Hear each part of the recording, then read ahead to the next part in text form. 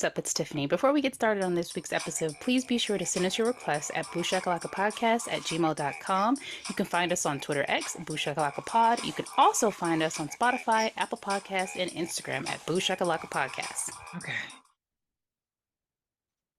Hey everybody, welcome back to the Booshakalaka Podcast. I'm your host, Tiffany, joined by my co-host, Pierre.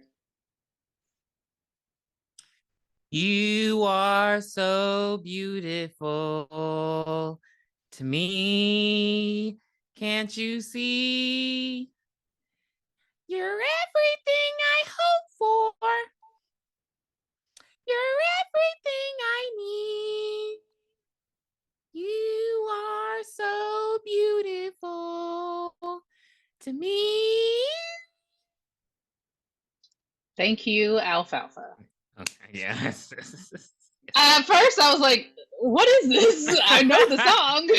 What are we doing with it? Well, what we're doing this week is we are doing a recap/review on 2009's Drag Me to Hell. And baby, you are in for a wild ass ride. The amount of times I screamed at my TV. Synopsis is: a lone officer who evicts an old woman from her home finds herself the recipient of a supernatural curse. Desperate, she turns to a seer to try and save her soul, while evil forces work to push her to a breaking point. Pretty much. Yeah. Everybody was dumb. And everybody was in the wrong. I don't know what this movie wanted from me. I don't know what it was trying to do. It felt like, honestly, most of the movie felt like it was trying to just like gross out the audience as much as fucking possible. I was pissed. So the director is Sam Raimi. So Sam Raimi is the one that directed the Evil Dead movies. So it's gross out slapstick comedy. I actually saw this in the movie theaters.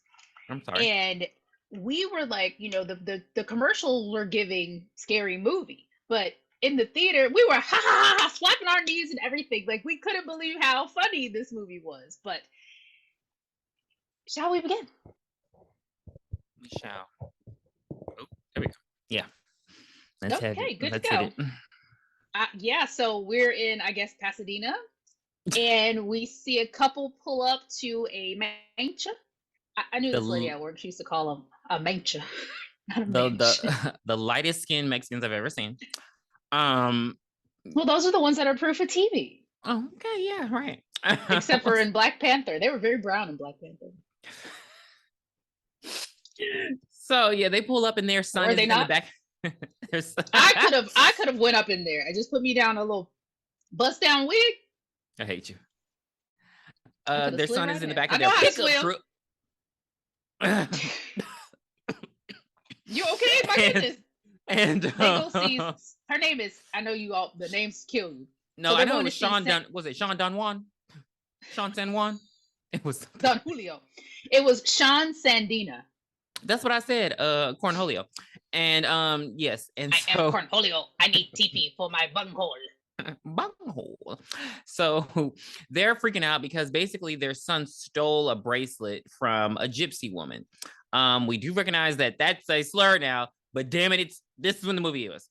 And so he stole it from a gypsy woman. What's the other word? Romani? Romani. And he stole a bracelet from her and she cursed his ass. Doesn't T.I. have a son named Romani?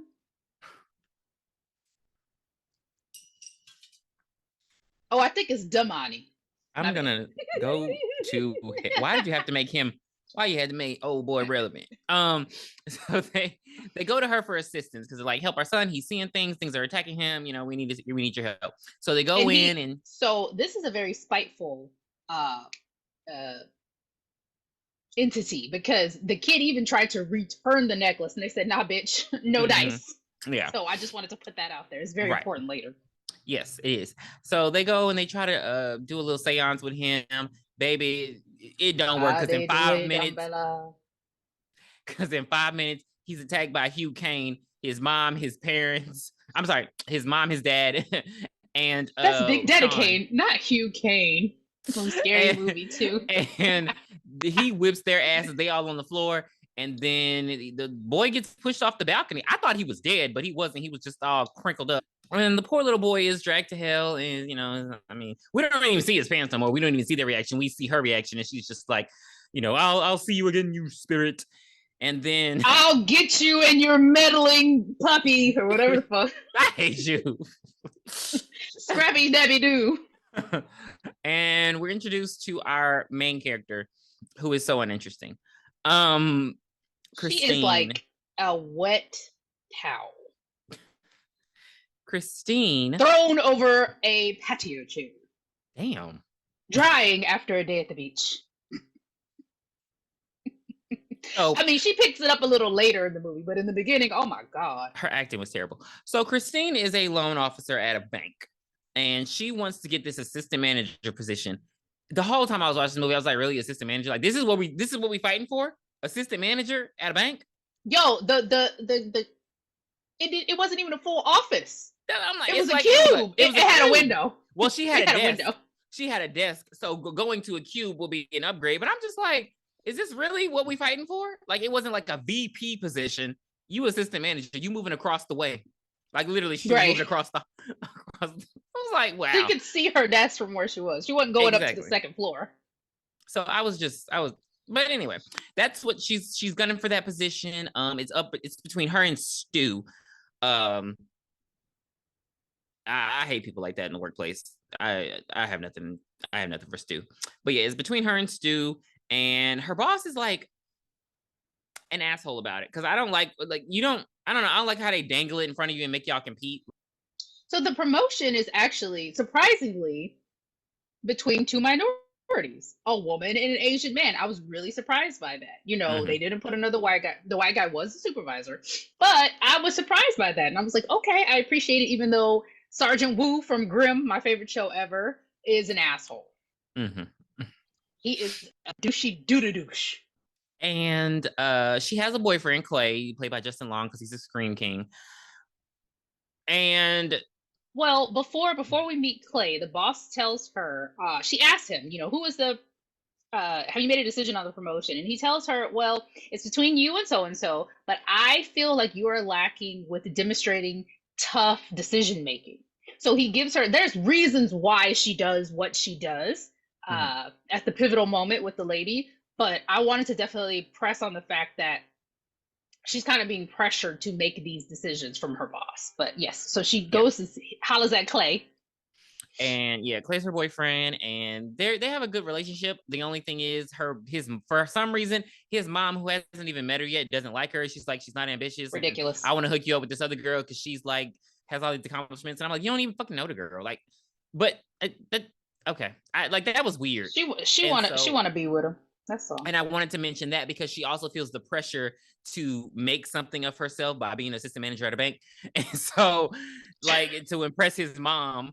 So that matters as well. And we just jump right into the plot. So she has to make tough decisions, right?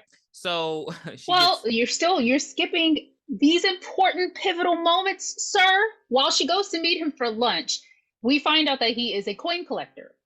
So she gives him this rare coin from 1929 Buffalo Head. I don't know what the hell it was called. And he's like, oh, wow, I'm going to add this to my collection. He puts it in a white envelope, seals it up, and puts it in his briefcase. And when I'm telling you, I knew that was going to be where this all was going to stem from. I knew it right then and there. I didn't pay attention to that part because it was so fucking boring. But when the camera pans to a person putting a coin in an envelope, that is so minuscule. You're not even thinking about that. It has something to do with the plot. That's why you miss it. And that's why I see it. But when I'm doing reviews and I'm giving every detail, we need to know. That is literally the most important part of this movie. So this is the reason why she's dragged to hell. This is the reason why. Spoiler alert. I hate you. Don't even. Oh. Face head ass. She heads on over back to work, and her next customer, Sylvia Ganesh. Not Ganesh. And she's over there tapping her claws on her desk. She just, the way they made her look. and and she was just doing too much. So basically, she's her house is about to be. She was hacking. Bile. She had a handkerchief. It looked like yellow squash soup. Something. It was so. This is me screaming at the camera. I mean, at the TV. Very very. That was like number hard to watch. It was very hard to watch. But yeah, she's just looking. She's dying. She's just dying at her desk. And she's like, look, baby, my house is about to be foreclosed. And apparently she missed a couple payments. And she missed them because she had some health issues. The sickness took her eye. I don't know what the fuck that means. I hate when they talk like that in modern movies. Like, what is the sickness, ma'am? What do you have? And so yeah, what I don't understand about that, they say she's on a fixed income and then she was sick. Did she have to spend extra money out of her income for that's what I'm thinking, to cover the medical bills? Okay. Yeah, that's usually what happens. Yeah. But wouldn't her insurance cover the medical bills? If she on a fixed income, would she have a job? Was she on Medicare? She would have insurance. Yes. That's like a combo deal. I had an aunt that was on Medicare. And she got a check every month because she had disability. She was a disability. I don't know how it works. I don't know. Maybe hers was just retirement. Yeah, because I don't know. But maybe she's not an American citizen. I don't know how that works. She's like, I don't know. We're digging too deep. So she wants a third extension on her mortgage. That's what she already had to. Ultimately asking for. Yeah. And Chris is like, you know what? It's not up to me. It's up to my bank manager. So let me go check with him. And he's like, well, we already gave her 2 extensions. You know, and also he throws in, well, if we foreclose on her house, the bank will get the fees. You know, he throw that in there. Yeah, like they agreed about it. I didn't know that though. I didn't know that they got, you know, money for foreclosing on home. But I guess I couldn't do a job like this. Yeah. I'm too sympathetic. People will be on their 25th extension with me. I couldn't do it. I couldn't be a parole officer because I'd be like, yeah, you did just go get you something to eat. It's okay. You're out past curfew. I couldn't do it. I could not do it. I see good in people, but because it's not affecting me personally. And I think that's the problem. Well, I don't. And so he's like, look, this is a tough decision. Echo. So it's up to you. And so she's like, you know, she pauses and she's just like, my boyfriend, mama don't like me because I ain't shit. And then I need this promotion because it's going to give me $2 extra an hour. And I really want to be able to buy more ramen. So she goes out there and she's like, look, bitch, ain't shit I can do. Fuck you. Get the fuck out of here. And the lady, get your shit and get out. And the lady, mind you, the lady took her teeth off and put them on her handkerchief on Christine's desk to steal her candy. Then she took all of her candy and dumped it in her purse. So yeah, get your shit and get out. So, every time, stop, because I don't want to. I'm trying to let the visions of this movie go. So so the woman, you can let it go once the review ends. The woman is like, you know, no, please, you know, I really need this. And she was like, look, there's nothing I can do. My loan manager won't. Like, she lies about it. Then the woman is like, all right, look, I'm a proud woman. I ain't never begged in my life, but I will beg. So she get on her knees. She start praying. She start kissing her. She start like, and then she start like rubbing all on her skirt, like putting her mouth on her. It was, I would, like, bam. I don't know how they be controlling themselves, because my first instinct would be to punch her in her fucking head. Well, she could have easily pulled away, but she doesn't. She says, she gets on her laptop and she types in "help white woman in danger," and security shows up within 1.2 seconds. And that's when shit goes down. Because Sylvia say, you shame me? I beg you and you shame me? She take off them earrings, baby, and she go to what, tally what that hoe. And that fuck them up. And she tried to go and whip Christine's ass, but security gets her and drags her out the building, and baby, she's pissed. And no, she's too busy back at the car hacking again. And so this is how I knew she should have just quit this fucking job, because like her boss come over like, hey, you all right? And he just walks away. Like, there's very little compassion about everything this woman goes through in this movie. Like, they do. Her boss, he tells her, fuck about her. He says, you did the right thing. Yeah. It just, like, they just don't care about her. It was very, like, I don't know if you want to call it sad, but it was just very, very just jarring how they didn't give a fuck about their employee. So I feel like she could have taken her services somewhere else. Yeah. And so she heads to of course, she's in the fucking company parking garage and by herself.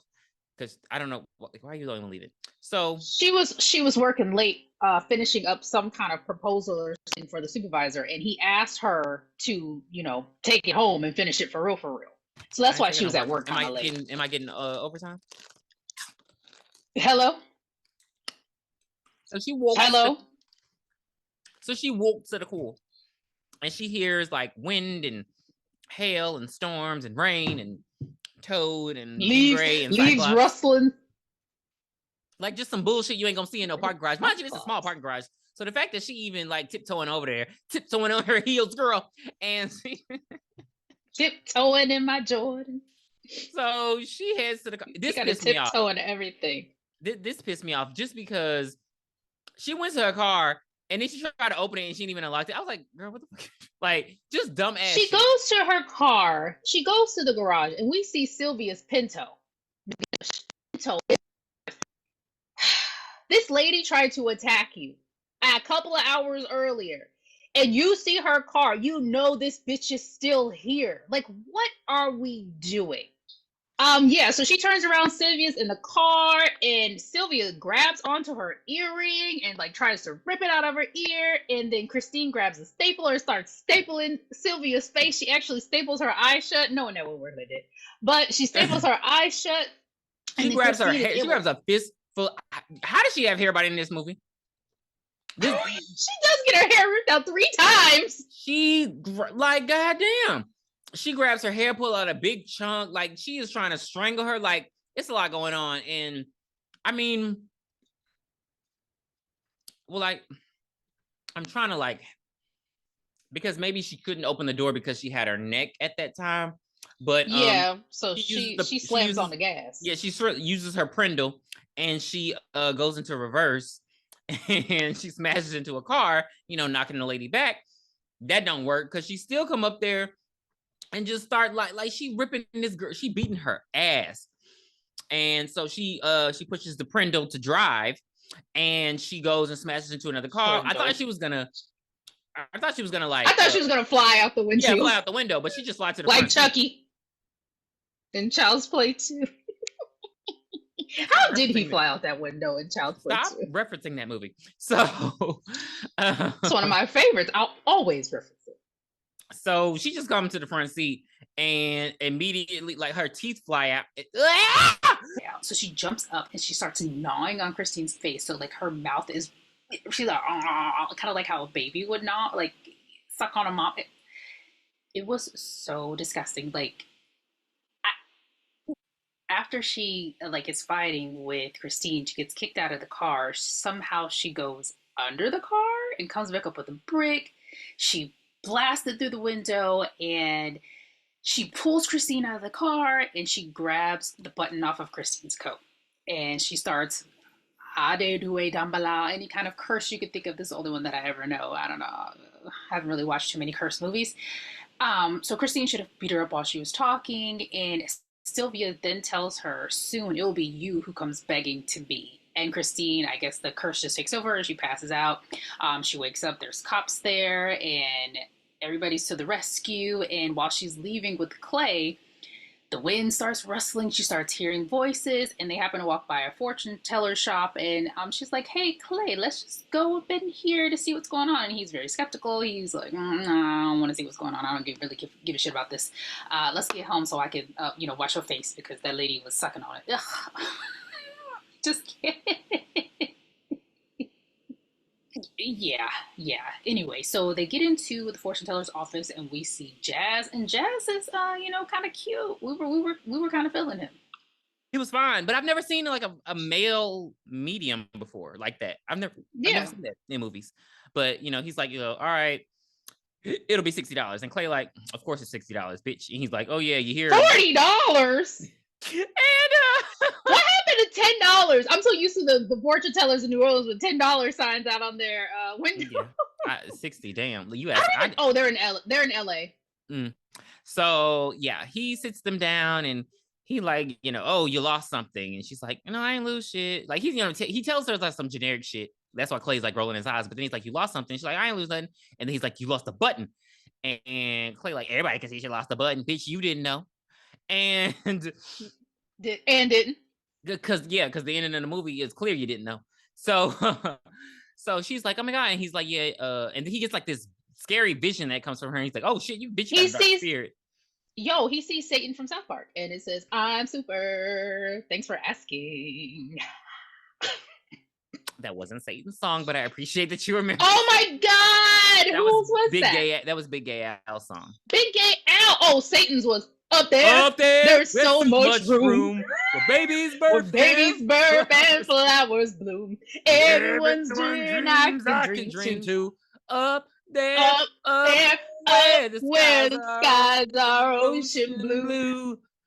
That movie has some. Live without a care. Because South Park has some without bangers. A care. Hold on. If only I could live up why was South Park such a good musical? And why does it not get the recognition it deserves? It needs to be on Broadway. Like, oh, don't do that. Because oh. And they just said they're not doing any more episodes until the election is over. So let me tweet them. I want to live up there. So yeah, he freaks out. He's like, bitch, you got dark spirits around you. Get the fuck out of here. He don't even want to take the money. He like, get the fuck out. And so, they drop him home. And she's like, he was scared. And he's like, girl, shut the fuck up. So Clay just drops her off at home. And then he goes and does. I can't tell if they live together or not. Because he's like, because it's like, it's nighttime and you just said we're going to go home. So where the fuck do you got to go? I don't think that they do. And I don't think I don't understand how she afforded that house. That's why she wanted the assistant management. Because her house about to be foreclosed.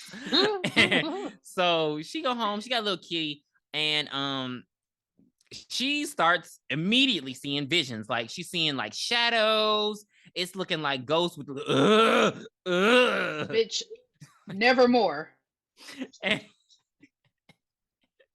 And immediately they start slamming her into shit. Like they start whipping her ass. And I'm like, girl, we don't have like, you ain't going like, it just starts very quickly. I'm like, aren't you like, maybe I hear the ghosts that we're used to.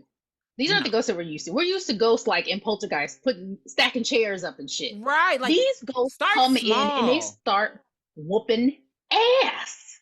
And I think that if the ghost came in like Poltergeist and started whooping ass, people would have moved out faster. Touche.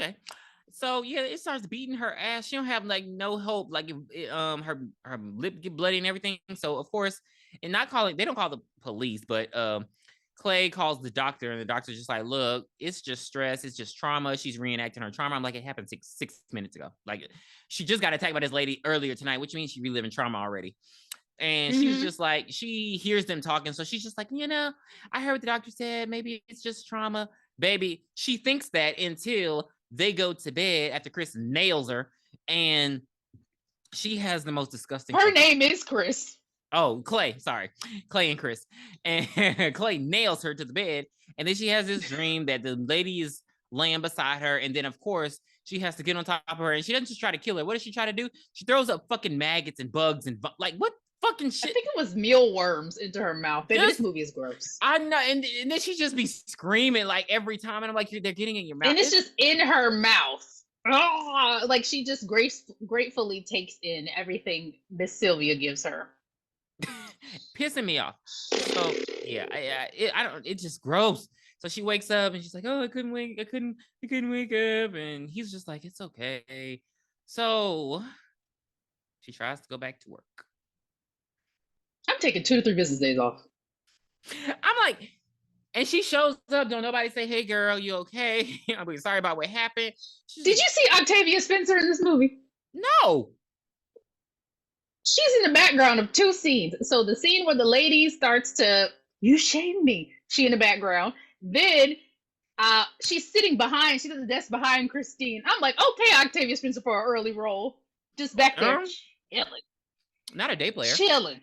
Please, Mr. Ghostface, don't kill me. I'm just a day player.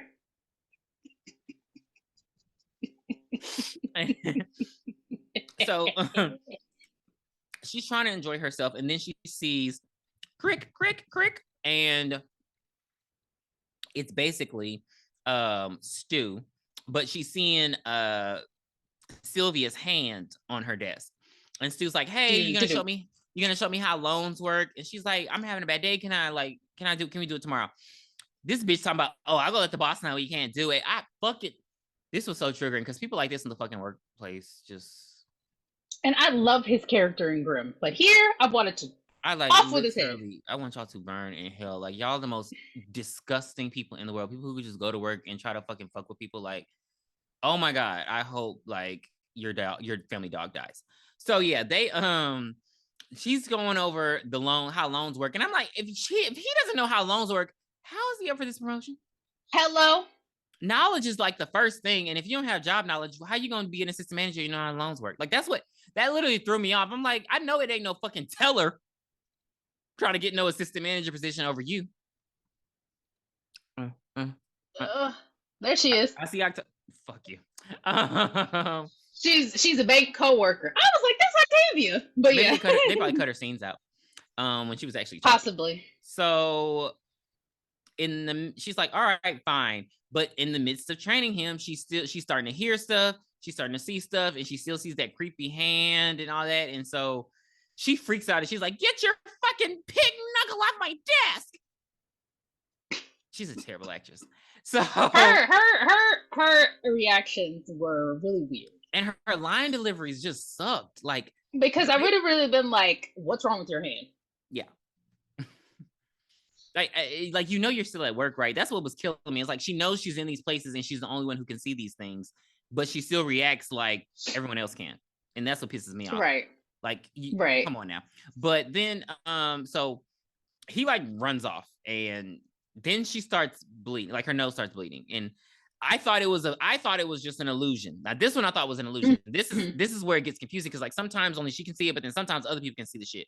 And she starts dripping. Her boss is like, hey, you have a nosebleed. And she's like, oh, it's fine. Then she starts, it looks like fucking Kill Bill. She goes like this. Oh yeah. It wasn't. Oh yeah. With Kill the arm. Or when Oren. No, that wasn't Oren.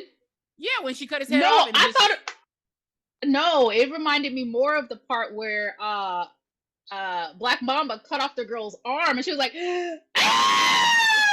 She was moving her arm around and what was so funny is the supervisor kept saying, did you get it in my mouth? Did you get it in my mouth? Like, and then that's another thing about this job. They're like, come on, sir, we'll clean you up. What about her? Right. Like, her nose was bleeding profusely. It wasn't like I used to get nosebleeds. That's not a nosebleed. They were still like, drip, drip, drip. Her brain was leaking. Cindy, the TV's leaking.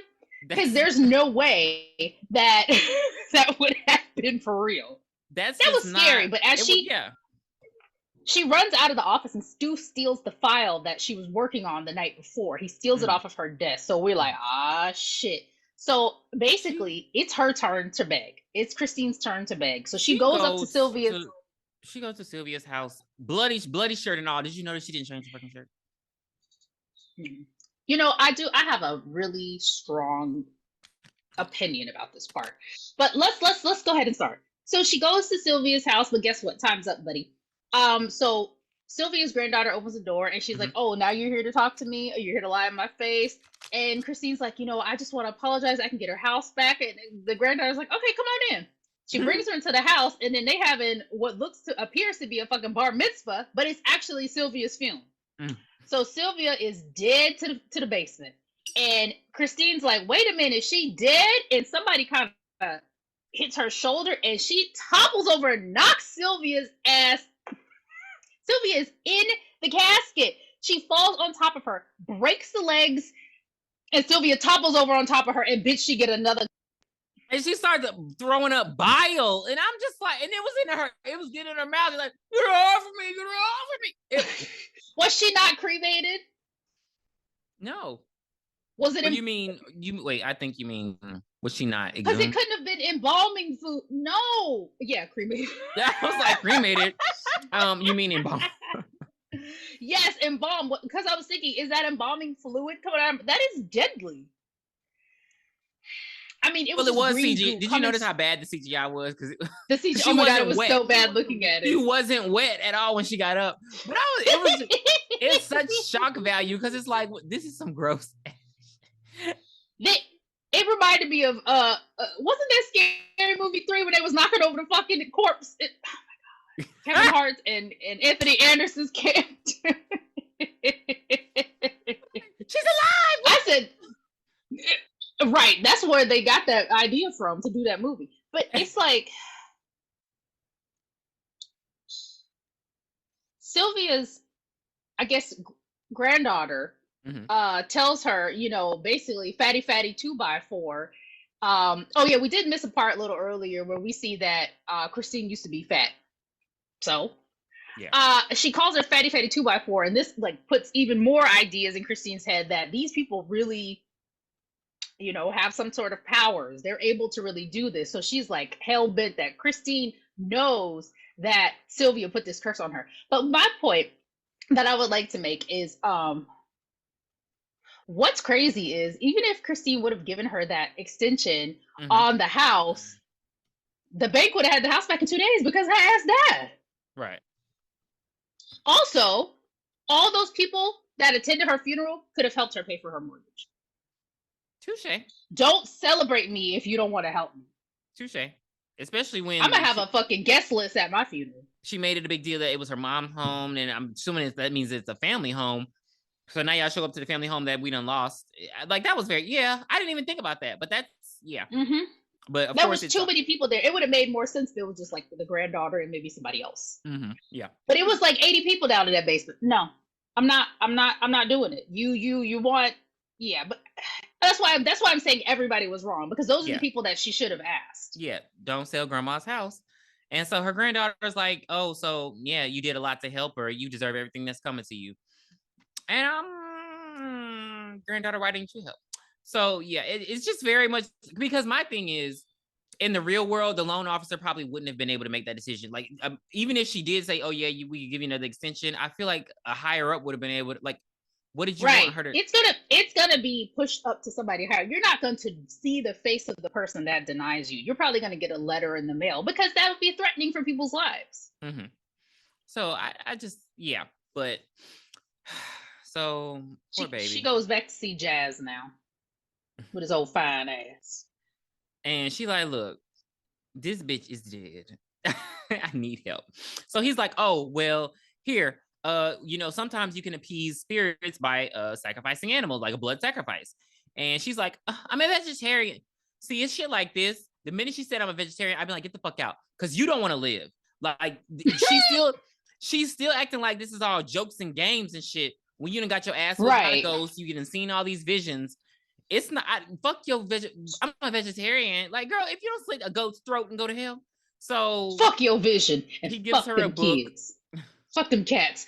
Well, he also tells her that as long as she owns that button, the demon known as Lamia is going to torment her for 3 days before literally dragging her to hell. And he says maybe a sacrifice will work. And you like you just said, but I'm a vegetarian. He gives her a book on animal sacrifices, and so she heads home, and she gets attacked like Lamia is. Like, it's to the point where she can't even call Clay because he cuts her fucking phone off. And he ran the battery. Yeah. Also, I hated that. Bitch, it was a flip phone. I hated that shot when she tries to call Clay and he at his office and his phone is like in the foreground. Did you see the picture of her? Yes. Her picture was like. I hated that shot. But yeah, so like he at the door, knocking his hooves and shit. And so she like, you know what? He ain't about to come up in my shit. So she grabbed that cat. She said, here, kitty, kitty. Here, kitty, kitty. And she kills the little kitten and she buries it in the backyard. And then Clay come home. He like, hey, we had the dinner with my parents, but maybe we should cancel it. She like, no, it's okay. He's like, bitch, you covered in blood. Oh, it's a tomato. I would have just been like, I had a nosebleed. Why the fuck? Her lies are so stupid. Like, I got a tomato and you cut a tomato and it squirted all over your shoulder. So here's the thing. I feel like she gets what's coming to her because she agrees to go to his parents' house when Jazz told her maybe a sacrifice will work. It's like, you need to test this shit out first. But because she's so fucking male-centered, she has to go and try to appease these people's parents. I don't understand if ever wanted to be part of a family that doesn't want you. Yeah, I can't. You will never be happy. You will never be like happy. The whole, the mother-in-law hates me. Like, I don't. Yeah, no. You'll never be happy. And again, unless he's not close to his family. Yeah, but again, she hates you, and she didn't even met you yet. So it's really like a lose-lose situation. It's not like she was like, oh, I met the girl, I didn't like her because this, and this. Right. She just don't like you because you were a loan officer. So no, she doesn't even know the girl's job. Oh yeah, because she tells her at dinner. Remember, they tell her. Yes. So, well, she thinks she's a bank teller though. So she heads on over. They head on over to dinner. She assumes it worked because she did it. So I guess that's why, Tiffany. She just assumes it worked because I cut this bitch open, so it must have worked. So they head on over and they meet Justin Long's white parents. This pissed me off because there are a lot of. There's a lot of this cast is too diverse for you not to be able to find him an Asian parent, at least one. Like, he's not like, I don't like what I hate when they do this in movies. Like they did it with Freddie Prinze Jr. Like, why are his parents white? He's Mexican. Why are Justin Long's parents white?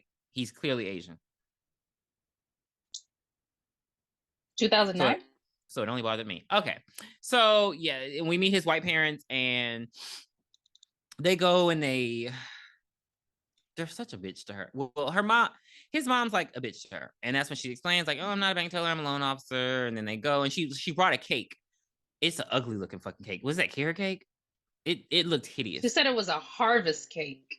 Yeah, and she's like explaining it to her, but then she don't understand what the fuck she's talking about. She's like, well, it's a harvest cake. We used to have these on but the harvest. I was like, do you know why you made the fucking cake?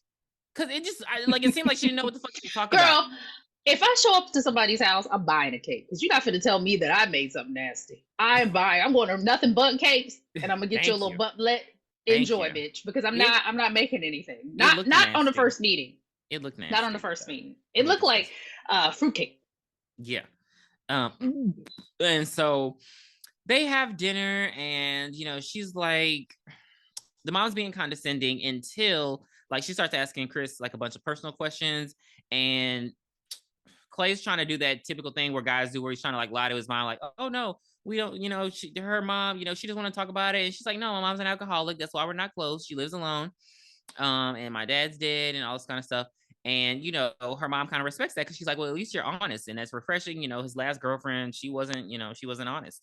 She was trying to kiss my ass. And so but you can't boost one woman up by putting another one down. So I still didn't like the mom. No, you're not supposed to like her, but it was just, they start getting along and they start having a good time at dinner until dessert comes out.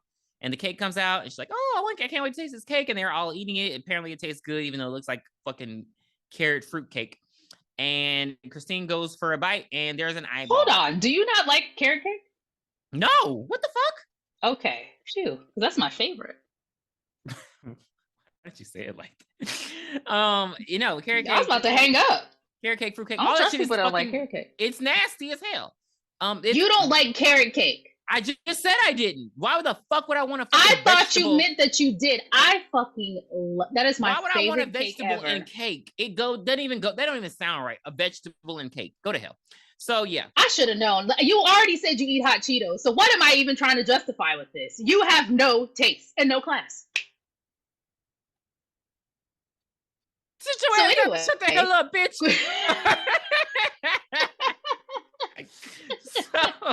Your mama. So Christine is eating the cake, and they're all kikiing, and Christine's like, you forgot to talk about how she stabbed the eyeball in her cake. Oh yes. She's give it a little extra flavor. She's meddling along with the cake. There's an eyeball in it, starts bleeding, it gets all juicy, but she doesn't freak out, which I appreciated. Because I'm like, Christine, if nobody else is acting like they see this, it's not happening, baby. Or it's just happening to you. And Christine starts coughing and hacking, and it's always gonna be coughing and hacking. And she coughs up a literal fly that pops out of her throat. And it is still alive. Fly. Yes, we've seen this fly. It was around the little boy. We need to name him at this point. Jeff Goldblum, and we see it at the beginning of the movie with the little boy. We see it enters her mouth when she's like dreaming. This fly been alive for 40 years. Yes. So now they do see this motherfucking fly. They do see that shit, and they like, oh my god, what the fuck? And here go Clay. Oh, a window must have been open. Well, they look down at the raisin cake and they see raisins in it, and the mom thinks that she seasoned the cake with flies. Yeah, they would have died if it's a baked cake, but okay. Like why didn't she excuse herself? All of this has been happening. This isn't the first time this is happening. I would have been like, there's an eyeball in my cake. All right, guys, I gotta go to the restroom. Yeah, something smart. But she doesn't do it. She hears knocking coming from the door, so she throws a glass at the door. Then she's like, I can hear you. Leave me alone. I can hear. Like, she goes hysterical. So then the mom is like, what the fuck is wrong with this bitch? Get the fuck out. Like, and so the whole night is ruined. Dinner ruined. It's over with. She don't like you. I guess this is part of their just lies, but the story, it adds nothing to. We don't hear from the parents again. Clay don't break up with her. I don't understand the point. It was just to help with the runtime. The movie was only an hour and 30 minutes, and that took up, I swear, like 15 minutes of the runtime. Thank you. So now she's freaking out. She don't know what to do. So what does she do? Well, she goes and sees the seer again. And he's like, okay, look, bitch, they got this lady, but it's going to be $10,000. Off it up. Give me the money. And you got one day before this curse kill your ass. So what's up? So Christine decides to go, and she goes to work, and she's like, this was so fucking dumb. She's like, can I get an now I'm the word that's coming to my head is extension, but it's not what that is. Advance. Thank you. She's like, can I get an advance on my paycheck about this promotion? Because the boss was like, oh, you did this. So and the boss is like, bitch, ain't no promotion because our account was stolen by another bank. And the higher ups are pissed at me and you. So ain't gonna be no promotion. And so she like, oh, fuck. So she then goes and unhooks a bunch of shit in her apartment. Like, and when I say a bunch of shit, I mean like toasters, VCR, trombone, piano, keyboard. Like, cause she's gonna go and hawk it to get $10,000. If only it were that easy to get $10,000 fucking dollars. So she packs up everything. She goes into the garage. Bam! Here comes Sylvia again. And so Sylvia does not go to choke her. Sylvia stuffs her. She fists her fucking mouth, and it's just nasty for no reason. The special effects, as movies have progressed over the years, I'm like, this looks so fucking fake. You're right. She punches in the mouth, and somehow there's like some rope there, and Christine with an anvil. With an Acme. Say it, Tiffany. With an Acme anvil hanging over her. Yes. So she uses her ice skates to cut the rope, and the anvil comes down on Sylvia, and then Sylvia ain't there. Oh my. It was a really quick hallucination. I'm like, does she feel these hallucinations? Because all the other time, I guess Sylvia can't hurt her, but everybody else, Lamia was beating her ass. That anvil was ridiculous. Like, get out of here. Because why is that there? At Acme Acres is our university. Again, how does she afford this? Because you got a shed and everything. Like, I'm like, this is a nice house. Hopefully, maybe it was her mom's house, and she just left it to her. That's the only thing I can think of, because that is in LA. No. Yeah. So she goes. Even in 2009, that house would have been like at least $750. $750. It's 50, not $750. So she goes and she hawks all her shit, and the guy's like, "Oh, all this shit you gave me, this whole big container of shit, only $3,000." She's like, "Even my $3,000." She's like, "Even my jewelry." He said $3,000. Take it or leave it, bitch. So now she at home eating ice cream, even though she lactose intolerant. She took the money. I would have left it. She didn't have enough. Yeah. So it's just sitting on the counter, and she eating ice cream. Chris like, "Hey, you lactose intolerant?" She's like, "Who cares if I shit? I'm gonna die." So he like, Clay is like, "Oh well, I paid the guy." You couldn't call me and tell me that before I sit my trombone. I don't know how. I mean, she done gave away everything, all kinds of childhood memories. So he's like, well, I believe you, so I paid it. This was both. Well, he doesn't believe her, but he supports her, which is refreshing in a horror movie, because most of the time he's doing it. At this point, he would have like left her by now. He would have been like, I don't believe you. You're crazy. I'm gone. I feel like that happened. He would have called her that ex-girlfriend. That happened in a scary movie. I just don't remember what. We're not doing this. So we're not doing this. No. I'm still bothered by something you mentioned a while ago, and I still can't think of it. Let's keep it moving. They didn't get you on Reddit yet? Let's keep it moving. No. Go. So he drops her off. He just drops her off at the place. And she tells him not to come in. Yeah, I think he needs to see where his fucking money's going.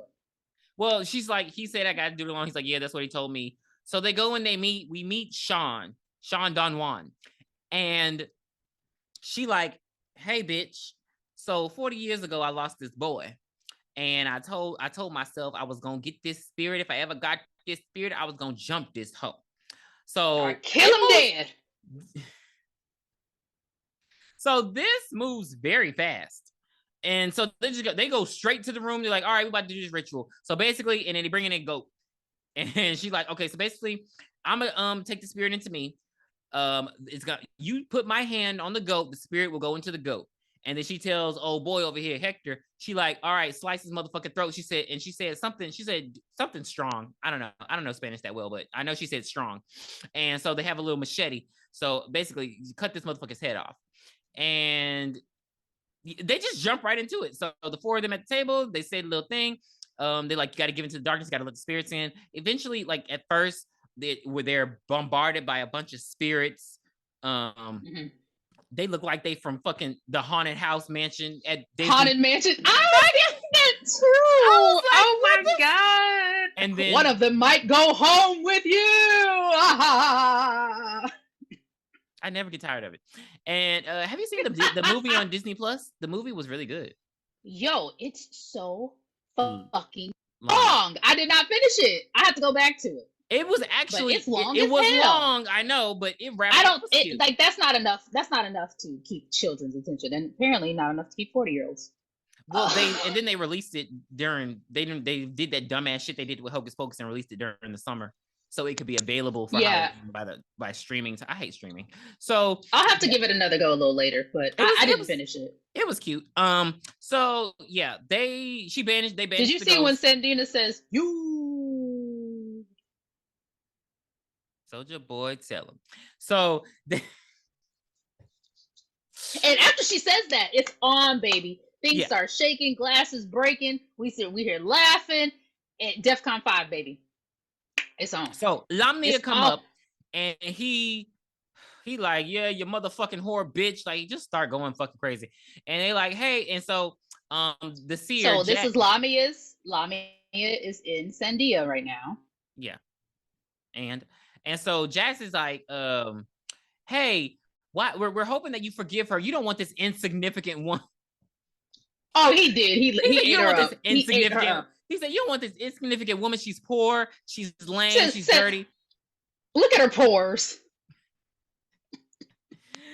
Look at her hair. It's all nasty and brittle. We don't want this. Come on. And you're classy based. And so he's like, he just started laughing. He's like, ha ha ha ha ha. Ain't no motherfucking forgiveness, bitch. I'm taking this motherfucking hoe tonight. And we're gonna feast on hell. Yeah. And so in the midst of him like cackling and doing all this shit, she takes the arm of Sean and she puts it on the goat. And the transfer happens instantly. And then the goat gets You tricked me, you black-hearted whore. You bitch. Quite literally. So the goat. Oh my god, that was so funny. Was so funny. Hector His name is not Hector. God damn it! Who the fuck is Hector? That's what I named him. So, girl, call him the assistant because his name ain't Hector. So the goat bites the assistant. We can't call him Hector. Santino, and he becomes possessed with the entity now. His teeth change and he looks like Danny Trejo off of From Dusk Till Dawn, and then he starts dancing like it. Fucker. Oh my God, no. You know how he was dancing? He starts levitating. He starts levitating, and he does the Sydney dance from Scary Movie. Shake, shake, shake, Senora, shake it all the time. Like, maybe that's where they got that from Beetlejuice.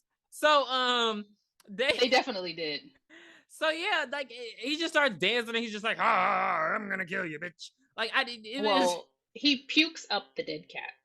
Yeah, he's like, I don't want your fucking pussy, and he pukes up the kitten, and so she's like, oh, I don't know, but yeah, and he's like about to get her, and then but Jax is over there trying to wake up Sean, and he wakes up Sean because she's like passed out from the possession, and she banishes the spirit. She just says, she says, oh, I know. She says, adios, hola, bruja, aquí, bruja. Yeah, she says, 1, 2, 3, 4, 5, 6, 7, and so the spirit is gone, and everybody's just like, oh my God, and then Sean faints and dies. They do one pass of CPR. It was terrible CPR. He wasn't even putting no pressure on that hoe, and so and they call it. It's like, you didn't even try. You didn't even try to save that lady. She waited 40 years for this, and you didn't even try. He like, one, Brandon, 11, count with me. So yeah, she dies, and I mean, that's it. And so she's just like, oh my God, it's so ironic. Like, she waited 40 years and, she banishes him and then she dies. And he's like, hold up, bitch. She didn't banish him. You're still gonna die. She removed him over till the fat professor sings. She removed him from the seance. She didn't kill it. So she like, well, bitch, what the fuck am I supposed to do now? And so now I hate how every time she go to this motherfucker, he got a different suggestion. So now he like, well, the owner of the button has the curse. So you can give the button to someone and they will then be cursed. And she asked the perfect question. She asked the Wizard of Oz question. Why didn't you tell me this from the beginning? I'm a heartless bitch. You don't know what I would have did. He gives the same Wizard of Oz response. What if she would have taken... What if she would have taken the button, sewed it back on, and then given it to you? Somebody would have had to buy the coat, though. Or because good. Or what if she would have given it to unhoused person? Yeah. Yeah. Yeah. He like, you look, I told you because you got it. Whoever you give this to, they're gonna get dragged to hell, and it's gonna be bad on your spirit. This is when she loses me. This don't go to Waffle House. He takes that button. And he puts it in a white envelope and he seals it up. They do not label it. Mm-hmm. And that's like, I knew that coin was going to be a really important part of the movie. But once he did that, I said, this is going to be her fucking downfall. Same dimensions. This is going to be her downfall. So he puts the button in an envelope, and you're right. She goes to fucking Pop's Diner. She go to the Waffle House, and after she fights with the employees, she just starts like looking around at people who she feels like deserve this fate. Ma'am. And it was an old woman, a sick man. Yeah, she initially was about to go get the sick man, but then he had a wife and she felt bad about that. She was just looking around, and even her waitress was like, you ain't ordering nothing but coffee. Look, I get paid on tips. She like, look, bitch, get out of my face before I give you this button. So she makes a phone call. Who she calls? I got a tip I can give you. Her lines never hit with me. They suck. And so she calls Stu and she's like, bitch, get your ass over here because I know you stole that motherfucking file and gave it to them people. Like, because my thing is, I didn't understand, like, if you want this, well, I get, he was trying to garner a deal with the other company, but I was like, why, if you were going to go over there with them, like, you gave them the deal, why didn't they hire you? I didn't understand that part. Like, you did this for nothing. So after that whining, she lets him go. And that's when she loses me. That's when I stopped caring. I stopped caring about her. I stopped caring about her survival. Because if I drop this water one more time, if you wanted to survive, that was the motherfucker to do it. He was the villain from day one. And you're talking about, oh, you can get out of here. Get out. Like, so I stopped caring because I'm like, you should have gave it to Stu. Fuck you. Right, but she goes back to Jazz and she says, can she give it to Ganush? Can she give it to Miss Sylvia? He's like, yeah, you can give it to her. So she's no, don't pass this up. This bitch always coming with some new information after she already tried something. It's annoying. Because why didn't you tell me that before? And dig her up. He could have literally told her this the first time, like the moment she came about the curse the second time. He could have been like, "Oh, well, you can give it to her." I would have gave it back to that bitch. Right? Yeah. Like, look, I'm gonna help you with your house, even though she didn't know she was dead. Or I'm gonna help you with your house. Or I don't know. It just this information always comes after she already tried some shit. So yeah, she can curse a deceased person's soul because their soul technically lives forever, so the soul can live forever in hell. So she's driving on the way there. The stanky prayer cloth. One more time. You said what? The stanky hanky. The prayer cloth from Pastor Kearney Thomas hits her one more time, and it tries to go in her mouth. Like, it was just doing a lot. I was like, you already put the curse on me, Sylvia. God damn. And my thing is, did you notice she conveniently stopped in front of the fucking cemetery? Right. Like, she was headed to the cemetery. All this happened. That's because it's on a lot. So she heads on over. How did she dig this big ass grave by herself? Yo, that would have taken her and especially since it was raining, that would have taken her so long. It would have been so heavy. It was a perfect rectangular grave that she dug by herself, and she get down there, and it's just raining, and the mud's coming in, and she like breaks open the fucking casket, and Sylvia's sitting there, and she's like, "By the power invested in me, by the hail to the guardians of the Watchtower of the North, I invoke thee. You take this button, you bitch, and swallow it." And she's shoving it in her mouth, and then she kick her chin. Wait, no, she tried to put it in her hand, but then, girl, when I tell you this corpse do not let her go, the corpse grabs her hair again and yanks out. She don't have no hair. She looking like Laura from The Craft. Just, I don't understand what's happening. Like, where's your hair, ma'am? And so, yeah, she kicks the note. I mean, she kicks the letter with the button, and she's like, "All right, bitch, take it and leave it." He puts the letter that she didn't look in. That's what she did. We did skip one small part, but we've already... When they were in the car, yeah, when they were in the car. Alluded to it. She was in the car with Clay, and he had to slam on brakes, and all the papers tousled, and she just grabbed the envelope and walked out. No, like, I'm the type of person, when I'm going on an international trip, I done check my purse 16 times to see if my passport is in there, because nothing's gonna hold me. Check my wallet. Look, it's just a lot of shit that I'll be like, nah. And bro, for that purpose, I'm gonna make sure this is the button, baby. Not my gumdrop buttons. I'm going to make sure. She the hand won't work, like you said. She pushes in Miss Sylvia's mouth, and then she slams it closed, like, "Suck on this, bitch," or something that she says, something lame. It was lame. Somehow the levees burst, and like, what? How was the grave overflows with mud and water, and then the corpse starts rising up. I was like, with the note, look, with the note. And then, to add insult into injury, the grave is overflowing. She's trying to get out. Here come the cross. Ding! And we thought she was Sam dead. Ram, you will pay for your crimes to humanity. She comes out of the water. She survives. She's able to get out. Phew. She wakes up the next day, and it looks like life is great. Her boss calls her. He's like, "Hey, Stu tried to, again, the reason why she should have gave it to Stu tried to come in and say it was you, but I poked some holes into his story, and he revealed that it was him, and he was crying, but, so yeah, you're going to get the promotion. I can't wait to see you on Monday." So her and Clay are going to go on their fucking romantic trip, and they're train ride. Right, they're going on a train ride, and so she stops at a clothing store. She's like, I want this coat. And the lady's like, "We ain't open yet. Look, me and my boyfriend are going on a trip, and I need this coat." Which, I mean, it's a sale. I didn't understand why she was giving her a hard time. Right, you're already there. Let's keep it moving. Lock the door behind me. Let's go. Like, so yeah, she buys the new coat, and he's planning on proposing to her on their trip. And, she's like, "Oh my God, I have so much to tell you, but let me get it out." And he's like, "Oh, wait, hold on. Before you get it," she was like, "Thank you for believing in me." He's like, "Oh, wait. This part I didn't like. She says, "Hey, Clay, I have something to tell you." Mm-hmm. I could have given her extension on the house, and I lied and said it was my boss. And this was really all my fault. And Clay's like, oh, you're such a good person. I'm like, no, she's such a bitch. Like, we can't forgive these bitches like this fast. That's what I was so. It was wrong. Angry. And she didn't even really say. I feel like she was still telling half truths because she should have said, I did it to impress my boss so I could get the promotion that I just got this morning. Right. But she doesn't. She's like, it was wrong to do. And yeah, he's just like, fuck that old hag. And then he's like, oh, by the way, I found your button. Now, this is my thing.